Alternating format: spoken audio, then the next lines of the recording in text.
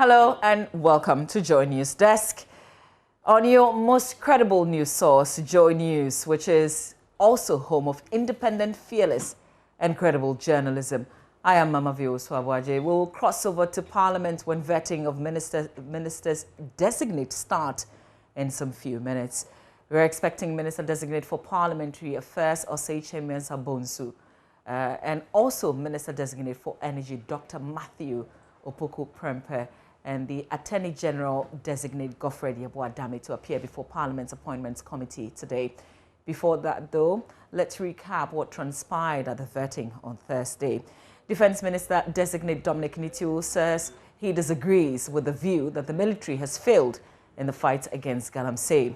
Mr. Nitiu, who took his turn before the Appointments Committee of Parliament, said the military had been withdrawn because they had achieved the purpose for which they were deployed, arguing that the strategy was not to permanently keep them in the forest. He also disclosed that the probe has been launched into a JoyNews report highlighting how the military was protecting a mining firm that was degrading the environment in the Manso Forest Reserve. He assured that those involved would be punished if found culpable. When you say that the military has failed us in the fight against Galamsey, I think that you have the experience because you were Minister for Lands and Forestry before. You were environment, and you know the extent to which Galamsey had almost consumed this country shortly before you left office. And the military stepped in to do what they needed to do. Last year, January, I felt that the military had achieved what they were asked to achieve. That's what I asked them to move out. Like you stated before yesterday, Galamsey has been with us for a long time, but it is the nature of the current system where we go and use excavators to destroy our water bodies, to destroy the environment that is posing the problem. But for our local people who go and use cutlasses and hoes to just go and collect some small minerals, I don't think that should have been a problem for us. We don't want also to keep your military in the forest. Then you are not helping the military, you are not helping the people of Ghana. You want them to do a surgical operation and come out, And so if there is a need to do a surgical operation for the military in terms of what the president has said, because he said, let's have a conversation on Galamsey. So if there's a need to do a surgical operation, the military will do a surgical operation and come on. But I am not in favor of keeping the military in the forest for a very long time to fight the Galamsey activities. I think that's not the best way to go. And I think that the nation will support me on that call. You appeared before a similar committee in the 7th Parliament, and you gave the following assurance regarding recruitment or enlistment into the Ghana Armed Forces. Regarding challenges associated with enlistment into the Ghana Armed Forces and the apparent existence of ethnic imbalance in the forces, the nominee stated that although he was not fully aware of the causes of such perception of imbalance, he promised to review and restructure the recruitment process to ensure that the inherent challenges regarding regional and ethnic balance are addressed in accordance with the law. He informed the committee that already the military command had introduced an online recruitment process, emphasis mine, online recruitment process, which he believes will help to resolve some of the challenges associated with the process, since it will reduce the human interface in the initial selection process. Now, reports have suggested that since you became minister, over 1,700 people have been recruited into the Ghana Armed Forces under very dubious circumstances. What's your response to that? Mr. Chairman, like I said before, in 2017, the Armed Forces advertised for people to be recruited. Over 10,000, in fact, close to 20,000 young men and women, recruitment, not enlistment, applied. The selectors went onto the field and selected over 5,000 qualified members. Then they came down this body selection and selected over 4,000 qualified members. As we see today, the armed forces have not been able to absorb all of them because of lack of training space.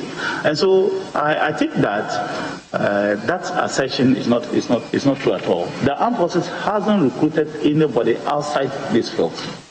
I have caused investigation into this immediately because, like I said, On 31st January 2020, I issued a cabinet directive to the armed forces that no member of the armed forces is expected to be seen in any forest area except for 2 areas. And if anybody is doing that, it's doing in contravention of the government directive. And so I've asked that they should investigate this and bring me the report. The Chief of Army Staff has given his response. The GOC, General Commanding Officer, has given his response, and the investigation is ongoing. We'll put all the pieces together. And I can assure you, I've said it before, if anybody is found guilty, that person will be punished. And it doesn't matter who is minister, that's how it's supposed to be.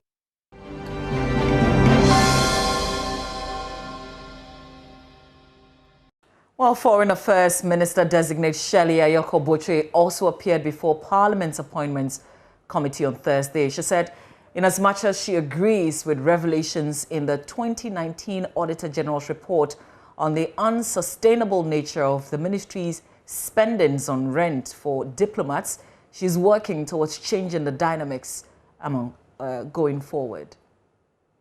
I took over as minister in 2017. I was very happy to find a pot of money, 50 million from Société Générale, that was to be used for purchases, for construction, and also for rehabilitation of our missions abroad. Properties are very expensive, and therefore the 50 million is almost exhausted, and yet we still have a lot of embassies that are renting their chanceries as well as residencies, not just for the ambassadors but also for staff. So my first way of dealing with it will be to find some more money to outrightly purchase all our properties abroad and renovate and make sure that the properties are what is expected of Ghana. Also, we do have management guidelines, and the management guidelines on rentals have everything to do with the level of staff in the host country. But we must also note that when our officers leave here and they are outside the country, they are diplomats. And as a result, many countries demarcate areas, not formally, not officially, but informally, so that if there's any issue, they'll be able to reach you as quickly as possible. You therefore cannot just rent a property just anywhere and put your diplomats in harm's way. Chairman, the decision of ING Bank to close the account or the accounts that our embassy in Brussels holds with them was a decision that came to us as a surprise, because the accounts of embassies usually, apart from the inflows of compensation and goods and services, and in cases where they have accounts that receive visas and fees and passport fees, nothing else goes through those accounts. So it came as a surprise to us. At some point, we even wanted a joint mission of Parliament and my ministry to go to Brussels to find out. Unfortunately, because of COVID, we could not embark on that mission. But the bank has come back to us to say that it is the right of a bank to disengage from a customer, and they have no responsibility to any customer to give reasons why. To satisfy myself, because the mission could not go to Brussels, I asked for bank statements for all the accounts that are run by the mission, going back 3 years, and we have painstakingly gone through every transaction, and there is absolutely nothing untoward. So I am wondering, just as the honorable member is wondering, and he's asking whether it's because of, we will know soon whether indeed it has anything to do with the blacklisting. However, let me say that I don't know whether or not it has to do with the blacklisting, but I know for a fact that some countries, I'm told about 7 or 8 countries, have also had the same issue with banks in Brussels, and these are embassies. And it may be just coincident that many of those countries are on the list.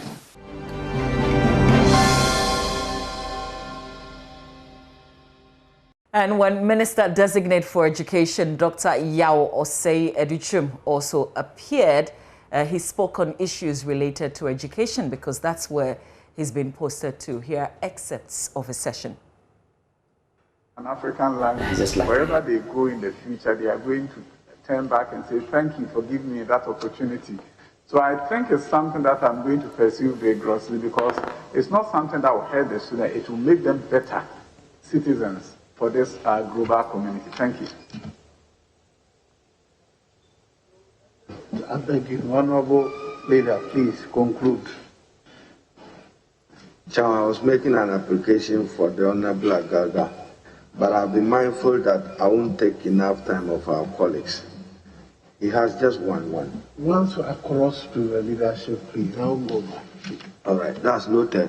Minister, welcome. I note that when they shared euphemism with you on the shoes of the Honorable Napo and what he has achieved, you readily measured your shoe size to be equal without appreciating the euphemism of it. And then when the Honorable Blackwell was on, you were being helped when he got to handing over notes.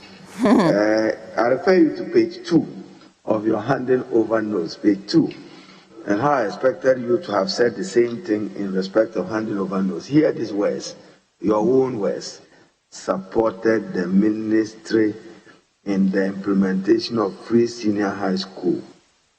Not even support the president, supported the minister in the implementation of double track system, not the president. So, okay, CV, this is your CV.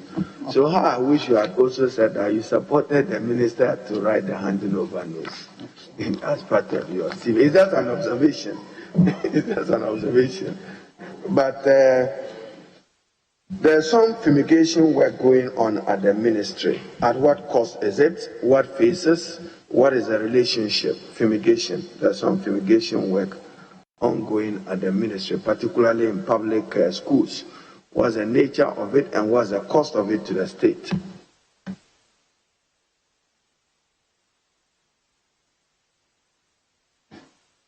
Honorable Chair, I will gather the information for this committee. I don't have it with me here. When you have it, do share it with us through the chairman of the committee. I can understand you are being elevated and promoted by President Akufo-Addo from deputy minister to minister. We don't intend to hold you for the work of your minister, the Honorable Napo. But there's this report of Measures Bluegrass, supply of mathematic instrument, SMI, math set, has all arrived in the country. the masses that were so imported, for which you came to Parliament for some grant of tax exemptions pre-COVID. Have they all arrived? And have they all been distributed? And to where? Which institutions?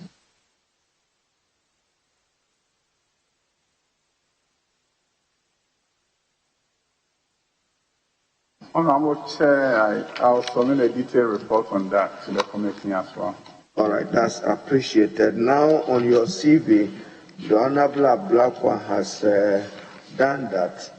And there are wide disparities in the provision of quality relevant education between public and private schools and rural urban schools. What will you do to address that, to ensure equity in the provision of relevant quality education at the various levels of education?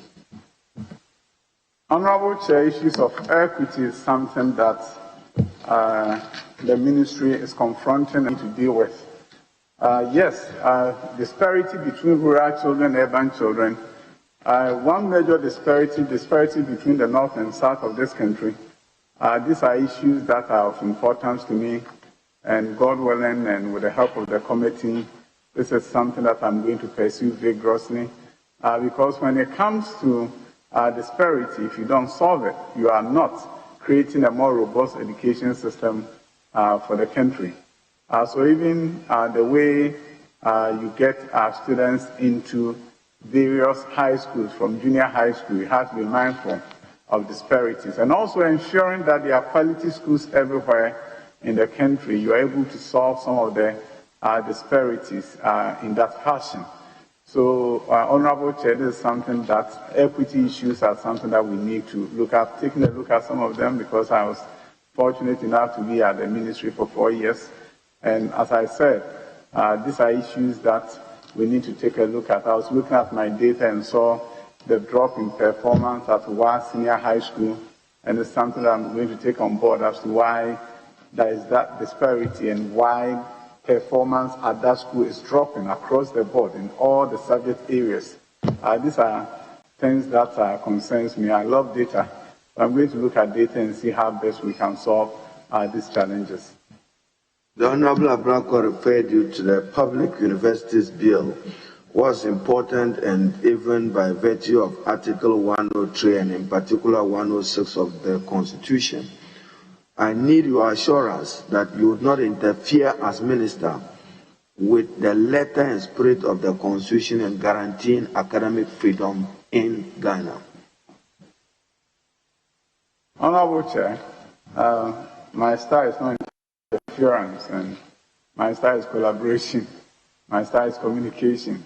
My style is come and let's work together to make sure we can reap dividends for this country. And that is what I intend to do. And that as important as the Public Universities Bill.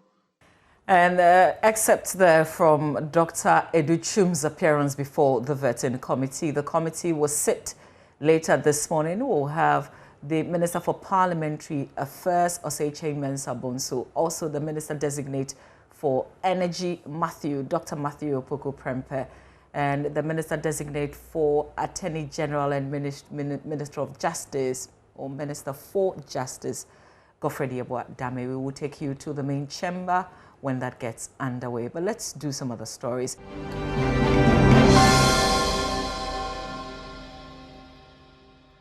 The Inspector General of Police has assured tomato traders and transporters of police and military escort to protect them against highway robbery. This is in response to a petition by the group following persistent attacks on the Kumasi-Bolgatanga, Burkina Faso route, leading to the death of some members. The traders are, however, yet to call off their strike. Prince Apia has more in this report. So after 4 days of a nationwide tomato strike by the National Tomato Traders and Transporters Association, the IGP, through the regional police commander, has met the leadership of the association on ways to address this particular impasse. The Ashanti Regional Deputy Police Commander, David Ajmanajem, addressed the striking tomato transporters and importers in Kumasi. He says security patrols will be intensified on the Kumasi-Bolgatanga-Burkina Faso route to curb the violent highway attacks. Their concern was security on the highways, and the IGP wants me to assure them that he's already had some armed men deployed on the highway, and that we should also give them escorts as they go about their duties. The traders were, however, cautioned against keeping cash on them. Basically, people attack them because they know that they are carrying huge sums of money. So they should find alternate ways of sending their monies to the marketplaces. Chairman of the Tomato Traders and Transporters Association lauded the move by the police to protect them. Eric Osei-Tufo, however, says the traders will call off the industrial action when their request is fully granted. I'm very happy today because the rate at which they were robbing our members was very, very unprecedented. And as such, I wrote to the IGP, and the response today is very, very positive for us. We need to plan within 2-3 days with the police. They have to plan everything, then the escort will take off, then we'll call off the strike action. Mr. Tufo said the association is finding ways to help its members from traveling with fiscal cash. Both parties have agreed to meet on a roadmap that would effectively address this particular problem that the tomato traders are facing on the route to Burkina Faso. One other issue that came up was how they handle fiscal cash, that as a result, armed robbers attacked them. The leadership have agreed to put in place some measures to ensure that their monies are put through some digital form to address this particular issue. Until then, the nationwide tomato strike continues. My name is Prince Apia reporting from Kumasi.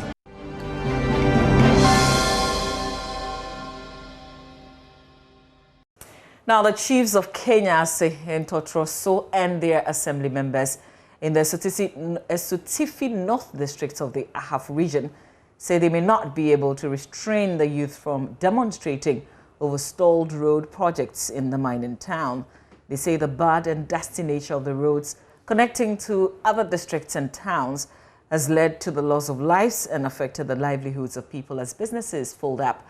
Addressing a news conference, Chief of Kenyase, Nanose Kofi Ebri II, appealed to the government to complete the abandoned work to calm the youth and restore life to normalcy in the mining communities. Here's Precious Semibo's report. This is an abandoned palace of Queen Mother of Kenyase, Nanaya Educhumwa Moronsa, due to the dust and bad nature of the town roads that connect Kenyase to Hwidiem, district capitals in Esutifi North and South. This is my palace we were to move in after painting, but look at its sorry state. The dust is killing us for about a year now. The situation is the same everywhere in the mining district. Most businesses have closed down to avoid dust due to the abandoned 11.5-kilometer roads and tunnel bridge by Kofi Job Constructions. Driving on the road is so bad that you develop waist pains by the close of work. We are suffering from the inhaling of the dust with many illnesses. The ball joints and tanks of our cars always get damaged. There is always confusion between us and our car owners over the amount spent on maintenance, at a point where the drivers planned demonstrating against the road, but we were asked to wait.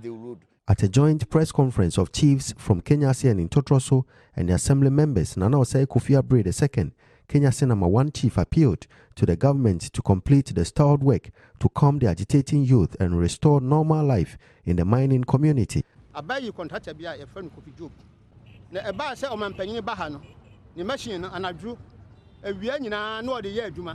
contractor, Kofi Job, was working day and night when the president was visiting last year, but he has packed his equipment and left the site. The Kenyase Hwidiem stretch is pathetic as dust has damaged everything along the road. Business owners have closed their shops. Those who are sick are told it's due to the dust.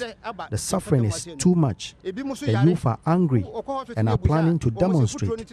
So we are here to let the government know the situation because we may not be able to restrain the youth again. So we are pleading with government to fix the roads for us as soon as possible.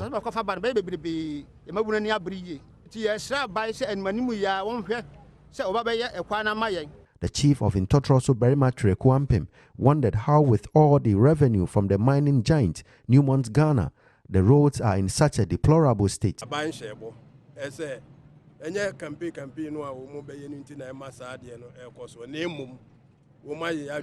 The government promised us that the construction of the road was not a campaign tool. But now look at what has happened with the project abandoned after the election. That is why all the chiefs have come together to draw government's attention to the situation, so they ensure the contractor returns to complete the work and also work on the tunnel bridge for us.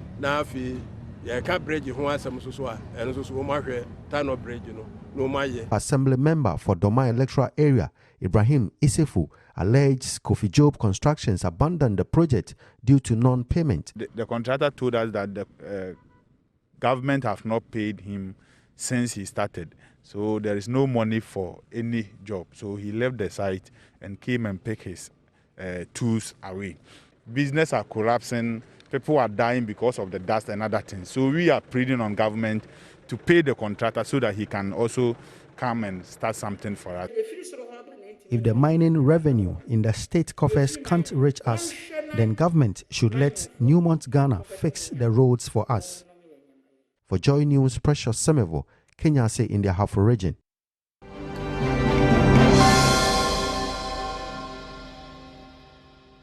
Now, holding a funeral with just a few people in this COVID-19 era is a difficult thing for many families due to the Ghanaian cultural setting. With the reimposition of restrictions placed on social gatherings, JoyNews' Beryl Ernestina Richter visited Osu and reports that some bereaved families are having a hard time adjusting to the directive. They are therefore calling on government to review the number of people required for social gatherings.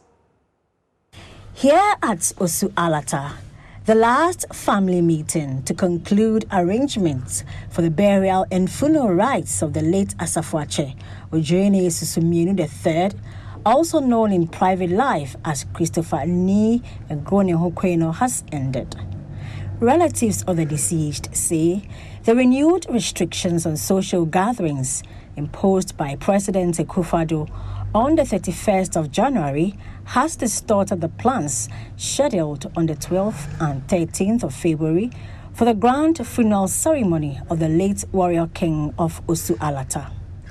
Patience Makukeno is sister of the deceased. Our brother has been an Asafuache since 1973 till his death in 2020, so he's known widely. Even on the day of the announcement, we sent messages around to inform people about our funeral plans. When I heard the news, in fact, I could not sleep. I became sad. People started calling to ask me the way forward. If not for the renewed restrictions, we would have performed some rites here today, where some women would dance around. We started making arrangements since last year, and this is our third and last meeting. We heard on Sunday that the government has reimposed restrictions on our funeral. She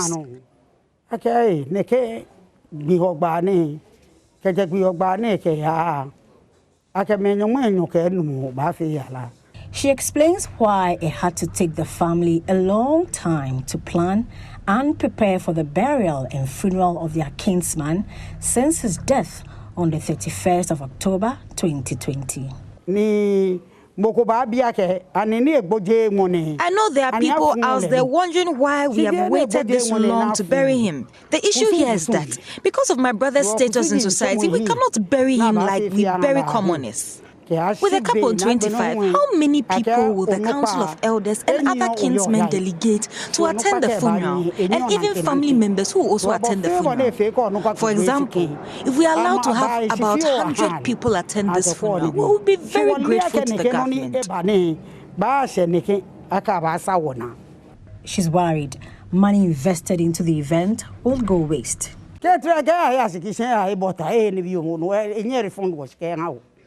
The caterer says she cannot refund her money to us because she has bought all the necessary ingredients for the order. We budgeted for over 1,500 people, and that number does not even include chiefs and other dignitaries from Gadambi. Adding them to the budget means the number now becomes 2,000.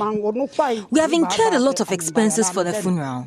We don't even know the way forward now. We therefore plead with government to intervene in the situation because we have made all the necessary arrangements for a grand funeral that befits my brother's status as an Asafuache.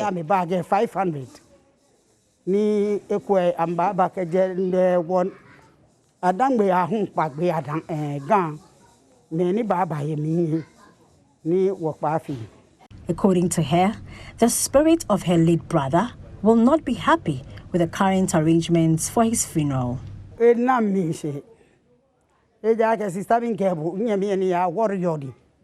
will not be happy because he's a warrior. He has helped to give people a befitting funeral in the past, and today, being his turn, he will not get the same accorded to him, all because of the restrictions.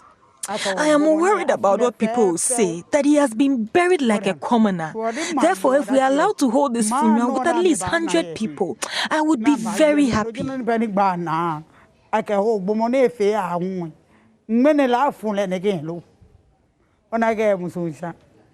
No page no ni ba na ke kaja ha wo me for at least 100 po onan me afi ya la ne fe fo ke me no no prido.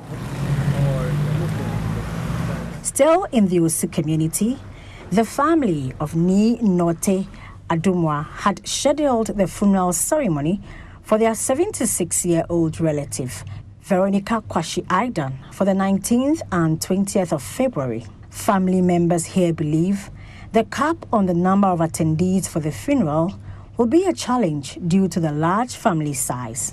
The government is doing well with regards to the COVID-19 fight. But the 25 cap is a worry because if you have more than 10 grandchildren, and many family members, then it means that not all of them can attend the funeral. What about those who have 25 children? What becomes of them? I would be very happy if the number is increased to 300 guests and the safety protocols are strictly enforced.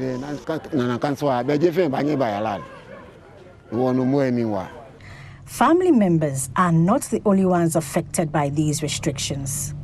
Egbert Nakwe Note is an event planner at Osu.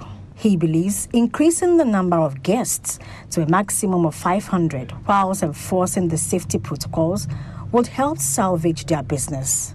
We expected the government to give us an advanced notice because the situation has put a strain on our relationship with clients. We want the government to allow funerals and other social gatherings to take place, at least with a maximum of 500 people, but make sure organizers strictly enforce these protocols.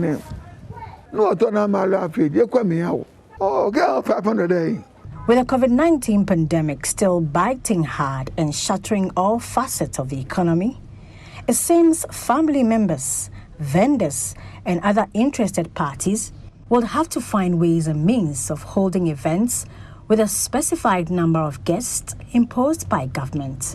Beryl Ernestina Rich Test reports for JoyNews. Meanwhile, our cases continue to surge. Our active COVID-19 cases as at today is at 6,948. We've got 113 people in a severe condition with 29 critical.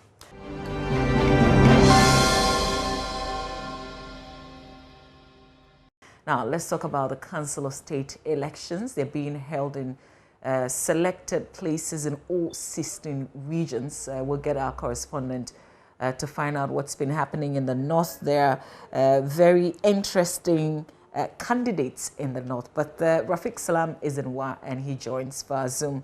Rafiq, bring us up to speed. First of all, tell us about some of the members contesting in this particular election.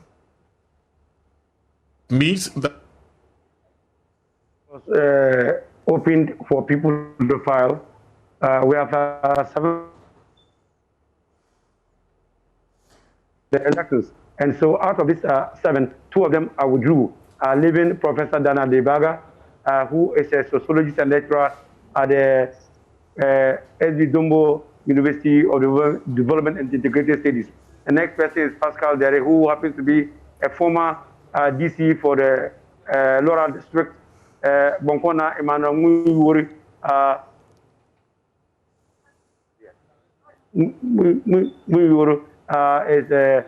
is also part of it, and then also we have one Muasin Abubakar Sadiq, and so 5 people are contesting the elections, and so here we're having 22 delegates who are supposed to cast the ballots, and out of the 22 delegates, 10 of them are MDCs, and then 7 are presiding members. Okay, so how is voting progressing? Voting started with the Laura MC Christian Bomunyamadu, who is having mobility challenges here, and so she couldn't go upstairs to do the voting, and then she was the first to cast the ballot, and the rest of the 21 are currently, as I speak to you now, they are now voting at the place there. But yesterday there was an injunction that was served at the World High Court. It was interlocutory injunction. It was brought here. They come around the whole of world looking for the EC officers, and they couldn't. So I spoke to the regional director, Mr. Ali Osman Ademwan. He said that no injunction has been served on the election. And so this morning the bailiff came. He tried to give it to the officers. They refused, and they kept it on the bare floor right here. So they are just right in front of me here. But the election is currently ongoing. Yeah, but Rafiq, who went to court for that injunction? It's one assemblyman from the Jiropa municipality. His name is Derokoten.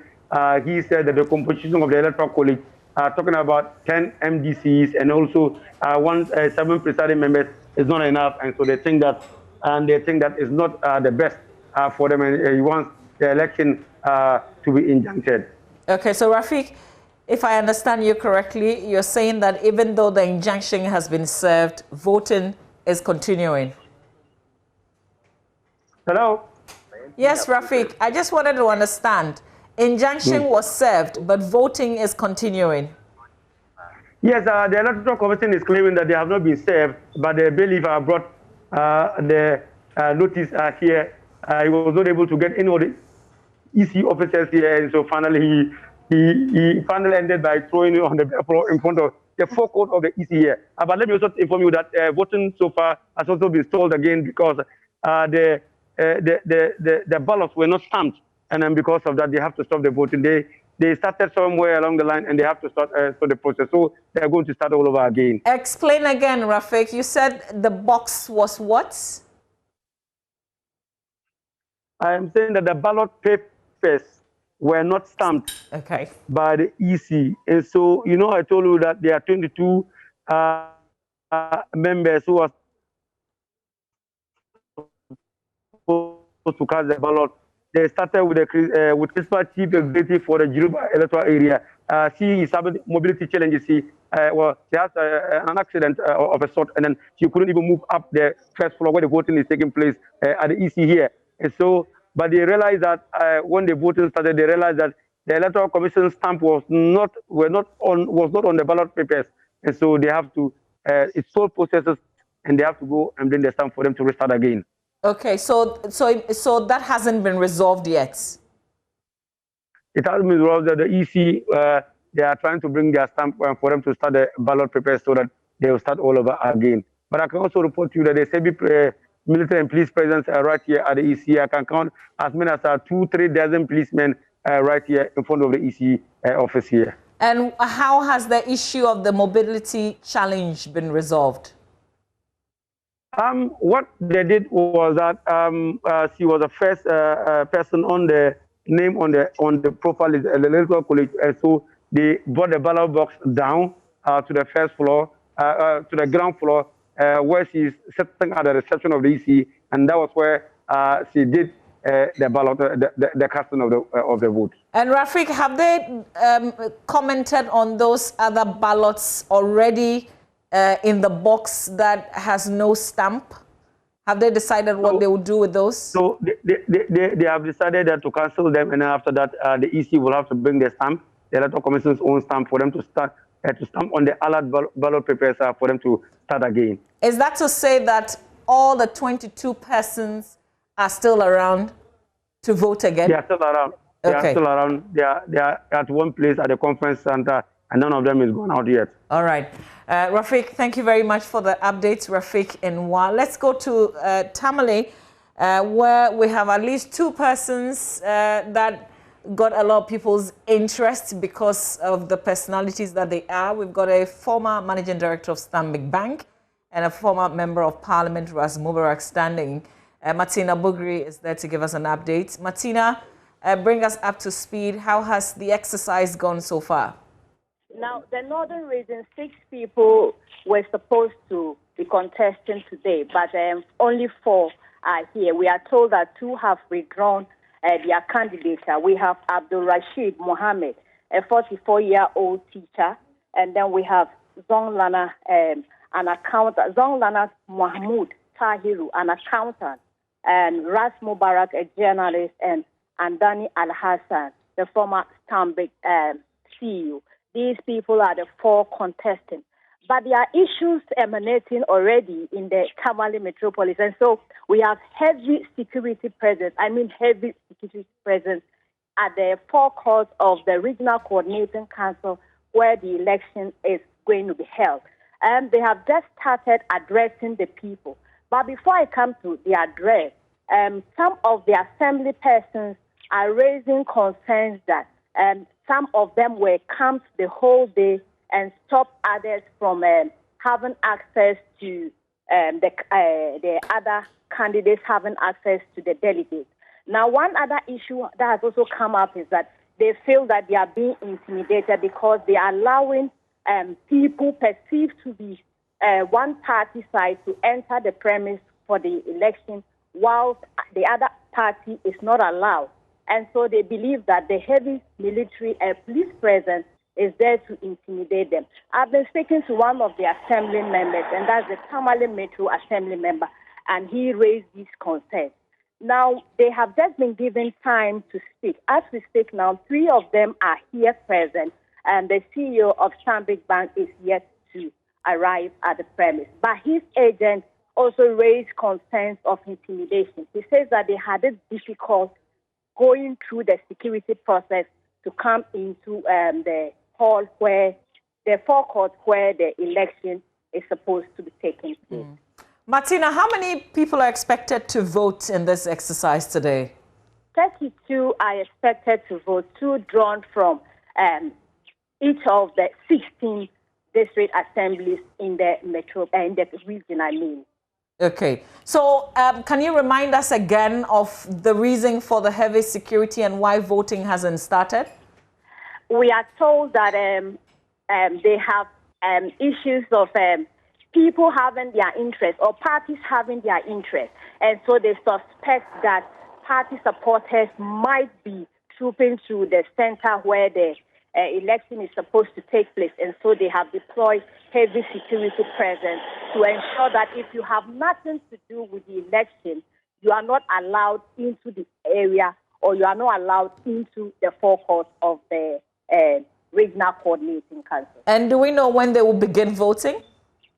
The 3rd person is addressing the delegates now, and right after the address, we will have the elections begin. Okay, Martina Bugri, thank you very much. She's reporting from Tamale. Eliasu Tanko is in Northeast. Eliasu, we've got 4 persons who filed to contest this election. Do we still have all 4 still in the race? Well, Mamavi, we have about 3 persons as of this morning, but the Electoral Commissioner just announced that 1 person has pulled out of the race, remaining 2. And as I speak to you now, voting has just ended. 12 delegates voted in this particular contest. A former DCE for Chereponi and also a member of parliament for that particular constituency has been elected the representative, the Council of State Representative for the Northeast region. The Electoral Commissioner has just declared him winner. The winner himself is here. Mama, do you have any question for him? Yeah, I just want to ask Eliasu, before we engage him, help us appreciate, can we identify where he belongs in terms of the political parties? Hello, Mama V. Yeah, Eliasu, I just wanted to understand if he belongs to the MPP or the NDC, because, you know, in some places we have a mix. Yes, exactly. And the Northeast Regional Party chairman that I met him shortly before the election began, he explicitly told me that this is an NPP and NDC affair. And so Mr. Azuma Umaru Sanda has been a long-standing member of the NPP. He has played a very significant role in the Chereponi constituency, especially when it came to the creation of this particular region, the Northeast region. The Northeast region, the Chereponi was part of the Northern region.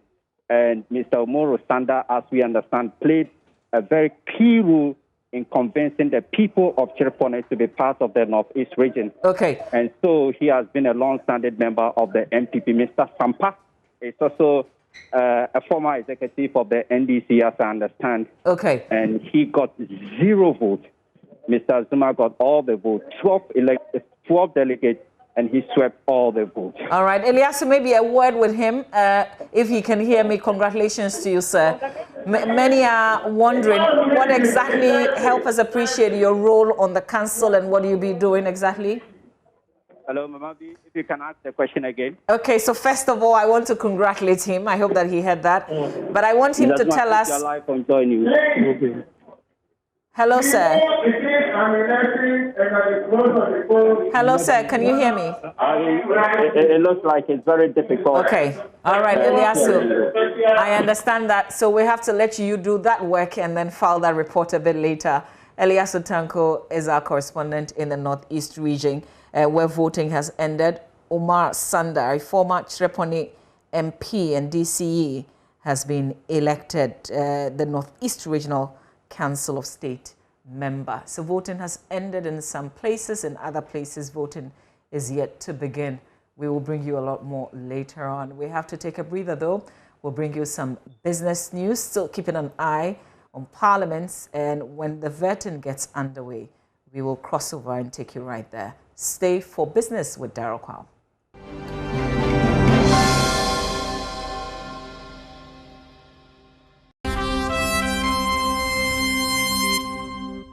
Good morning, time for business. My name is Daryl Kwao. The intended integration of the National Biometric Database of the Driver and Vehicle Licensing Authority, DVLA, and the Ghana Revenue Authority to enhance tax collection is almost complete. This is the assurance from the Deputy Chief Executive of the DVLA, Prince Opoku Eduse. According to him, the reform has been a major activity for the authority and expected to go live before the end of the year. He was speaking to Joy Business after a stakeholder engagement on eye tests for existing and prospective drivers in Accra. Here's a report. Streamline the country's database has received some boost in the past few years with the introduction of the tax identification number and the National Identification Card. This is to support in revenue mobilization and tracking suspected crimes or fake insurance registrations for vehicles. According to the DVLA, the integration process for the National Insurance Commission, Ghana Revenue Authority, and the Licensing Authority is almost complete. Deputy Chief Executive Prince Eduse Opoku tells Joy Business that the integrated process will go live before the close of this year. So that is ongoing. We are also working with the NIC, National Insurance Commission, and other insurance companies individually to ensure that we get a full integration. There's also a project with the GRA to ensure once again that we provide enough data on vehicle owners to the tax authorities for obvious reasons, for tax purposes. The GRA one, when are we going to see it? I'm interested in both the GRA one and the NIC one because it's very, very critical. When are we going to see it? Because the talk has been ongoing since last year. Well, I can say that we are moving quite close to seeing that these two come to pass. I cannot before the end of this year. Yes, definitely. I'm sure before the end of this year we'll come out with. Mr. Eduse Opoku spoke to Joy Business after an engagement with stakeholders on the provision of eye tests for drivers as part of the amended traffic regulation. Kafi Semevo is Director of Driver Training at the DVLA. Body who doesn't have a driver's license and is applying for the first time. Now, we are also mindful of the fact that we are not in a rush to implement this because we want it to be implemented in a manner that will give us the desired results that benefits the country as a whole.